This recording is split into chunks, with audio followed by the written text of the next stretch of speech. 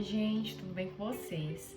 Então, hoje eu trouxe pra vocês um tema também que vocês me pediram bastante, né? E eu sempre trago aqui nos outros vídeos, que é a questão do simulado. Mas somente simulados? Não, né? Mais especificamente, como conseguir aumentar o desempenho nesses simulados, né? Eu gosto de enfatizar bastante, gente, a importância dos simulados para o aprendizado de vocês, né?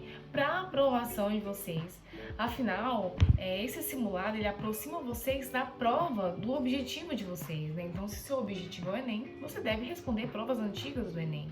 Se seu objetivo é um vestibular em específico, você deve se apegar a esse vestibular em específico, responder às provas antigas e, consequentemente, ele pegar um ritmo melhor de prova, né? Então, o simulado, eu usava ele, além de uma ferramenta de revisão excelente, né, que você revisava ele na prática para saber se você absorveu, se você não absorveu, se você compreendeu a linha de raciocínio de determinado conteúdo. Mas além disso, ele, de revisar e tudo mais, ele te aproxima da prova que você vai fazer, entendeu? Então assim, meu objetivo é o Enem. Só tenho condições de fazer Enem, ou então sou de uma cidade do interior, ou então não estou disposto a ficar viajando, gastando dinheiro para fazer vestibulares, não tenho essa condição, meu objetivo é o Enem. Então vamos lá, vamos pegar simulados, provas antigas do Enem. Se for outro vestibular, faça isso com esse outro vestibular. Mas vamos lá, né? Como que é simplesmente eu fazer o simulado?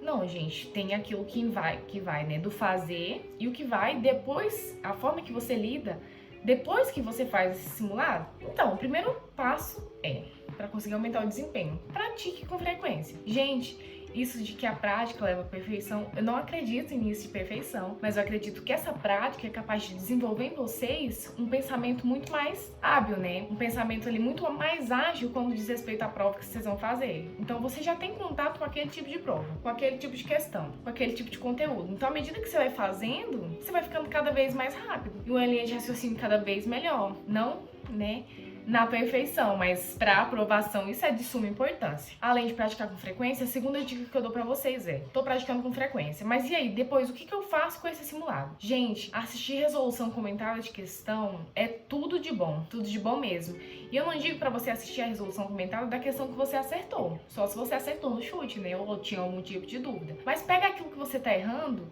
procura lá no YouTube algum professor que resolveu essa questão que você tá errando. Às vezes tem algum outro tipo de plataforma, alguém explicando como resolve, e vê se você consegue compreender a resolução dessa questão, né? Muitas vezes em questões de exatas, você nem sequer precisa estudar aquele conteúdo para entender como que resolve aquela questão, né? Muitas vezes questões muito frequentes.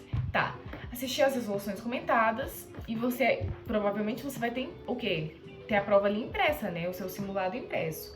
O ideal é que você anote as resoluções comentadas, né? Como que resolve cada questão na própria prova. Por quê? Porque quando você for fazer um próximo simulado, ali 30 minutinhos que você tiver, você vai reler essas anotações que você fez e, consequentemente, relembrar como que resolve aquelas questões que você errou. Então, você já vai para o próximo simulado muito mais preparado. Porque, primeiro, você está praticando mais. Segundo, você está assistindo as resoluções comentadas das questões que você está errando. E terceiro, você está revisando. Então, consequentemente, o próximo simulado que você vai fazer, ele tende a ter um desempenho um pouco melhor. E quando eu falo isso, gente, é tudo um processo. É tudo algo que a gente vai construindo. Então, você faz o primeiro simulado, acerta 30. Você vai fazer isso tudo que eu falei e não vai esperar acertar 40 no próximo. Não, as coisas são construídas gradativamente. Então, se você adotar uma rotina dessa no decorrer de um ano, até a sua prova, até o seu vestibular, você vai ver a diferença que você tem no desempenho do começo do ano e no desempenho do final do ano. Óbvio, você já vai ter estudado mais coisas e tudo mais, mas esse processo de realizar o simulado, de fazer assistir a resolução comentada, anotar na própria prova, vocês vão conseguir ver que vão ajudar muito vocês a pegar o ritmo de prova e, consequentemente, aumentar o número de acertos, né? Igual eu já estava falando.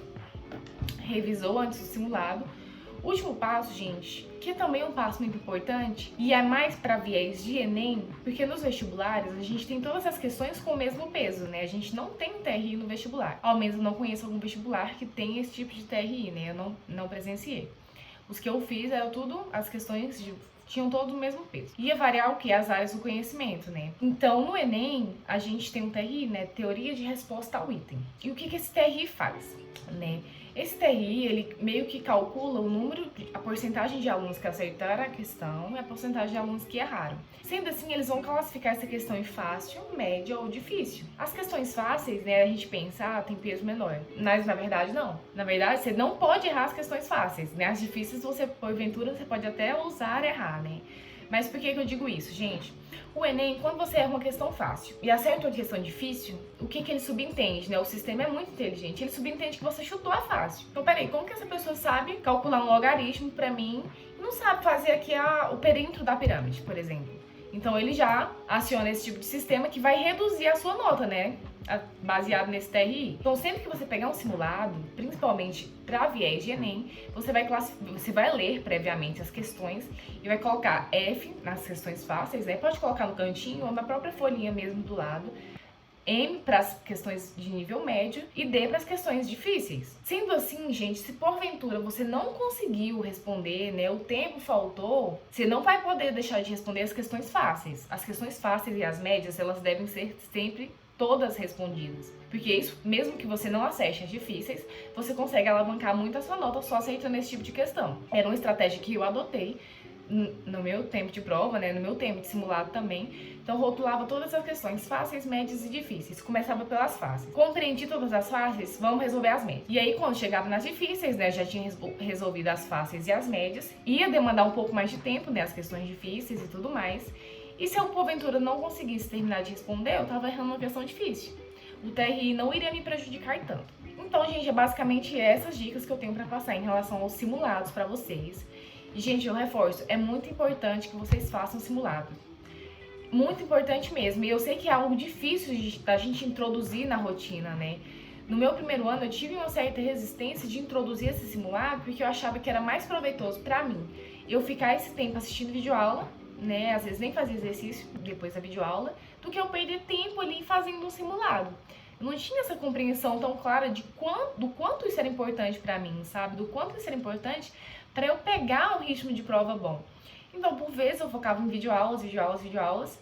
Na minha cabeça, né, eu tava avançando no conteúdo, tava aprendendo, ainda que eu não fizesse exercícios, e no final ia dar certo. E não deu. Depois que eu tive essa compreensão, gente, eu melhorei muito meu desempenho, sabe? Muito mesmo. Então, se eu pego o ano anterior ao que eu passei e o ano em que eu passei propriamente dito, eu consigo ver um salto gigante. Não somente em questão de simulado, né? Mas a questão do meu ritmo de prova no Enem. As coisas se encaixaram assim muito bem, né? Eu fui uma das últimas pessoas a sair da sala, mas eu respondi as questões lucidamente, né? Eu não passei correndo por nenhuma questão no meu primeiro dia. Como eu peguei um bom ritmo de prova e bom ritmo de redação cronometrada também, né? Que de certa forma é um simulado, eu fiz tudo com muita facilidade, né? Então pra mim era mais um simulado que eu tava fazendo, dentro de tantos outros que eu já tinha feito antes da prova. Então é isso, gente. Eu espero que vocês tenham gostado do vídeo. Curtam, comentem, compartilhem e tirem dúvidas que vocês tiverem, sugestões de conteúdos para os próximos vídeos. Eu vou deixar o link aqui embaixo do meu grupo do WhatsApp. Lá eu mando algumas dicas, interajo um pouco com vocês, tá bom? E obrigado por assistir até o final.